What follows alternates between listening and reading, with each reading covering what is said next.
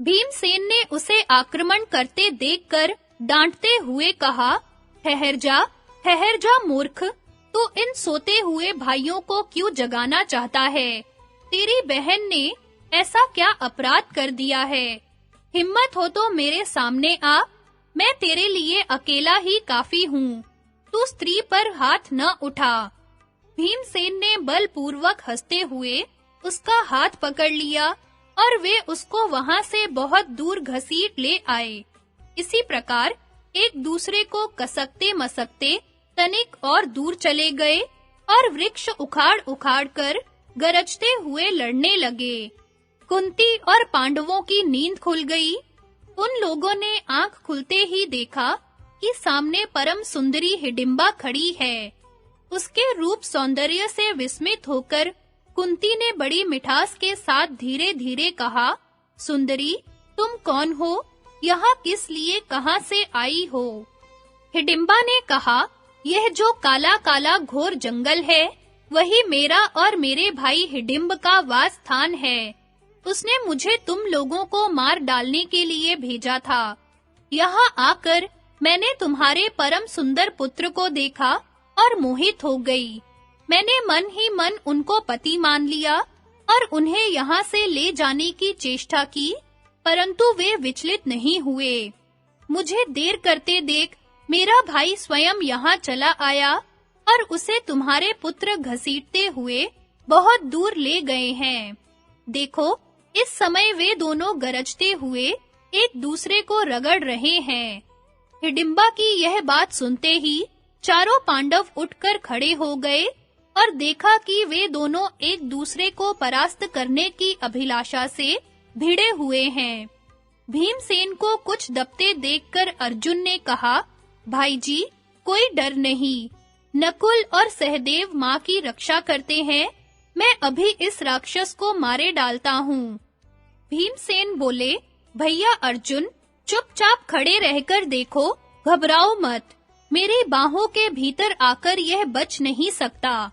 अब भीमसेन ने क्रोध से जल भुनकर आंधी की तरह झपटकर उसे उठा लिया और अंतरिक्ष में 100 बार घुमाया। भीमसेन ने कहा, अरे राक्षस, तू व्यर्थ के मांस से झूठ-मूठ इतना हट्टा-कट्टा हो गया था। तेरा बढ़ना व्यर्थ और तेरा विचारना व्यर्थ। जब तेरा जीवन ही व्यर्थ है, तब मृत्यु भी व्यर्थ होनी चाहिए। इस प्रकार कहकर भीमसेन ने उसे जमीन पर दे मारा। उसके प्राण पखेरु उड़ गए। अर्जुन ने भीमसेन का सत्कार करके कहा, भाई जी, यहाँ से वर्णावत नगर कुछ बहुत दूर नहीं है। चलिए यहाँ से जल्दी निकल चले, कहीं दुर्योधन को हमारा पता न चल जाए। इसके बाद माता के साथ सब लोग वहाँ से चलने लगे। हिडिंबा राक्षसी भी उनके पीछे-पीछे चल रही थी। हिडिंबा के साथ भीमसेन का विवाह, घटोत्कच की उत्पत्ति और पांडवों का एक चक्रा नगरी में प्रवेश। वैशंपायन जी कहते हैं, जन्मेजय, राक्षसी को पीछे आते देखकर भीमसेन ने कहा, हिडिंबे, मैं जानता हूँ कि राक्षस मोहिनी माया के सहारे पहले वैर का बदला लेते हैं। इसलिए जा तू भी अपने भाई का रास्ता नाप। युधिष्ठिर ने कहा, राम राम, क्रोधवश होकर भी स्त्री पर हाथ नहीं छोड़ना चाहिए। हमारे शरीर की रक्षा से भी बढ़कर धर्म की रक्षा है। तुम धर्म की रक्षा करो। जब इसके भाई को तुमने मार डाला, तब यह हम लोगों का क्या बिगाड़ सकती है। इसके बाद हिडिंबा कुंती और युधिष्ठिर को प्रणाम करके हाथ जोड़कर कुंती से बोली, आर्य, आप जानती हैं कि स्त्रियों को कामदेव की पीड़ा कितनी दुस्सह होती है। मैं आपके पुत्र के कारण बहुत देर से व्यथित हो रही हूँ। अब मुझे सुख मिलना चाहिए। मैं अपने सगे संबंधी, कुटुंबी और धर्म को तिलांजलि देकर आपके पुत्र को पति के रूप में वर्ण किया है। मैं आप और आपके पुत्र दोनों की स्वीकृति प्राप्त करने योग्य हूँ। यदि आप लोग मुझे स्वीकार न करेंगे, तो मैं अपने प्राण त्याग दूंगी। यह बात मैं सत्य-सत्य शपथ पूर्वक कहती हूँ। आप मुझ पर कृपा कीजिए। मैं मूढ़, भक्त या सेवक जो कुछ हूँ, आपकी हूँ। मैं आपके पुत्र को लेकर जाऊंगी और थोड़े ही दिनों में लौट आऊंगी। आप मेरा विश्वास कीजिए। जब आप लोग याद करेंगे, मैं आ जाऊंगी। आप जहाँ कहेंगे, पहुँचा दूंगी। बड़ी से बड़ी कठिनाई और आपत्ति के समय मैं आप लोगों को बचाऊंगी। आप लोग कहीं जल्दी पहुँचना चाहेंगे, तो मैं पीठ पर ढोकर शीघ्र से शीघ्र पहुँचा दूंगी। जो आपातकाल में भी अपने धर्म की रक्षा करता है, वह श्रेष्ठ धर्मात्मा है। युधिष्ठिर ने कहा, हिडिंबे, तुम्हारा कहना ठीक है। सत्य का कभी उल्लंघन मत करना। प्रतिदिन सूर्यास्त के पूर्व तक तुम पवित्र होकर भीमसेन की सेवा में रह सकती हो। भीमसेन दिन भर तुम्हारे साथ रहेंगे। सायंकाल होते ही तुम इन्हें मेरे पास पहुंचा देना। राक्षसी के स्वीकार कर लेने पर भीमसेन ने कहा, मेरी एक प्रतिज्ञा है, जब तक पुत्र नहीं होगा तभी तक मैं तुम्हारे साथ जाया करूंगा, पुत्र हो जाने पर नहीं। हिडिंबा ने यह भी स्वीकार कर लिया।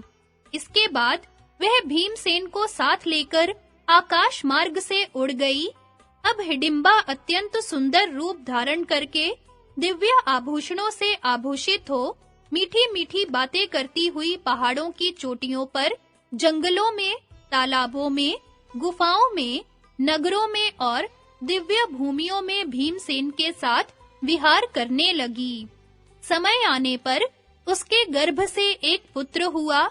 विकट नेत्र, विशाल मुख, नुकीले कान, भीषण शब्द, लाल होंठ, तीखी दाढ़ें, बड़ी-बड़ी बाहें, विशाल शरीर, अपरिमित शक्ति तथा मायाओं का खजाना। वह क्षण भर में ही बड़े-बड़े राक्षसों से भी बढ़ गया और तत्काल ही जवान, सर्वास्त्रविद और वीर हो गया। जन्मेजय, राक्षसियां तुरंत गर्भ धारण कर लेती, बच्चा पैदा कर देती और चाहे जैसा रूप बना लेती हैं। हिडिंबा के बालक के सिर पर बाल नहीं थे। उसने धनुष धारण किए माता-पिता के पास आकर प्रणाम किया। माता-पिता ने उसके घट अर्थात सिर को उत्कच यानी केशहीन देखकर उसका नाम घटोत्कच रख दिया। घटोत्कच पांडवों के प्रति बड़ी ही श्रद्धा और प्रेम रखता और वे भी उसके प्रति बड़ा स्नेह रखते। हिडिंबा ने सोचा कि अब भीमसेन की प्रतिज्ञा का समय पूरा हो गया, इसलिए वह वहां से चली गई। घटोत्कच ने माता कुंती और पांडवों को नमस्कार करके कहा, आप लोग हमारे पूजनीय हैं। आप निसंकोच बतलाइए कि मैं आपकी क्या सेवा करूं। कुंती ने कहा, बेटा तू कुरु वंश में उत्पन्न हुआ है और स्वयं भीमसेन के समान है। इन पांचों पुत्रों में तू सबसे बड़ा है, इसलिए समय पर इनकी सहायता करना। कुंती के इस प्रकार कहने पर घटोत्कच ने कहा, मैं रावण और इंद्रजीत के समान पराक्रमी तथा विशालकाय हूँ। जब आप लोगों को कोई आवश्यकता हो तो मेरा स्मरण करें, मैं आ जाऊंगा। यह कहकर उसने उत्तर की ओर प्रस्थान किया। जन्मेजय, देवराज इंद्र ने कर्ण की शक्ति का आघात सहन करने के लिए घटोत्कच को उत्पन्न किया था। वैशंपायन जी कहते हैं, जन्मेजय, आगे चलकर पांडवों ने सिर पर जटाएं रख ली और वृक्षों की छाल तथा मृग चर्म पहन लिए। इस प्रकार तपस्वियों का वेश धारण करके वे अपनी माता के साथ विचरने लगे। कहीं-कहीं माता को पीठ पर चढ़ा लेते तो कहीं धीरे-धीरे मौत से चलते। एक बार वे शास्त्रों के स्वाध्याय में लग रहे थे। उसी समय भगवान श्री वेदव्यास उनके पास आए। उन्होंने उठकर उनके चरणों में प्रणाम किया। व्यास जी ने कहा, युधिष्ठिर, मुझे तुम लोगों की यह विपत्ति पहले ही मालूम हो गई थी। मैं जानता था कि दुर्योधन आदि ने अन्याय करके तुम्हें राजधानी से निर्वासित कर दिया है। मैं तुम लोगों का हित करने के लिए ही आया हूँ। तुम इस विषादमयी परिस्थिति से दुखी मत होना। यह सब तुम्हारे सुख के लिए ही हो रहा है। इसमें संदेह नहीं कि मेरे लिए तुम लोग और धृतराष्ट्र के लड़के समान ही हैं। फिर भी तुम लोगों की दीनता और बचपन देखकर अधिक स्नेह होता है। इसलिए मैं तुम्हारे हित की बात कहता हूँ। यहाँ से पास ही एक बड़ा रमणीय नगर है, वहाँ तुम लोग छिपकर रहो और फिर मेरे आने की बाट जोहो। पांडवों को इस प्रकार आश्वासन देकर और उन्हें साथ लेकर वे एक चक्रा नगरी की ओर चले। वहां पहुंचकर उन्होंने कुंती से कहा, कल्याणी, तुम्हारे पुत्र युधिष्ठिर बड़े धर्मात्मा हैं। ये धर्म के अनुसार सारी पृथ्वी जीतकर समस्त राजाओं पर शासन करेंगे। तुम्हारे और माद्री के सभी पुत्र महारथी होंगे और अपने राज्य में बड़ी प्रसन्नता के साथ जीवन निर्वाह करेंगे। ये लोग राजसूय, अश्वमेध आदि बड़े-बड़े यज्ञ करेंगे, अपने सगे संबंधी और मित्रों को सुखी करेंगे और परंपरागत राज्य का चिरकाल तक उपभोग करेंगे। व्यास जी ने इस प्रकार कहकर कुंती और पांडवों को एक ब्राह्मण के घर में ठहरा दिया और जाते-जाते कहा, 1 महीने तक मेरी बाट जोहना, मैं फिर आऊंगा। देश और काल के अनुसार सोच समझकर काम करना, तुम्हें बड़ा सुख मिलेगा। सबने हाथ जोड़कर उनकी आज्ञा स्वीकार की, फिर वे चले गए।